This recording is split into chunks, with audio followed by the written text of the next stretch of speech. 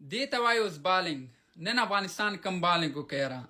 پاکستان لومړی بیټینګ وکړه په 115 کې آل آوټ کړه ورته. اوس د افغانستان لپاره 114 منډو هدف شو. نو ټول دعا کوي چې دا میچ وګټو. ډیر مهمه لوبه ده او ډیر کم ټارګټ دی 114. نو نن د افغانستان بالرانو هم ډیر ښه بالنګ وکړه. که هغه ګلبدینو، که هغه قیس احمدو، که هغه فرید ملکو او که ظاهر خانو. نو ګلبدین یوه وکټه که دوه وکټې ګلبدین واخیستې، خو 3 وکټې فرید ملک واخیستې، 2 قیس احمد او 2 ظاهر خان پکتین. یعنی پاکستان لوبغاړي راغلي وو چې زمونږ به یو غټ ټارګټ جوړ کړي، هغه جوړ کړو.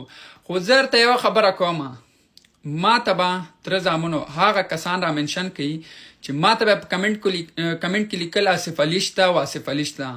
آصف علي هم څه شی وکړه، حیدر هم څه شی وکړه، هغه روهیل نظیر هم څه شی وکړه. خو افغانانو اوس بلا څه نه وایو، خو ډېرې دعا کوئ چې ټارګټ کم دی، چې انشاءالله دا دې ټارګټ ته ځان ورسوو او فاینل ته انډیا سره وځو. بیا به انډیا سره راګالو. خو دا میچ موږ ته مهمه ده، دا یو میچ مهمه ده.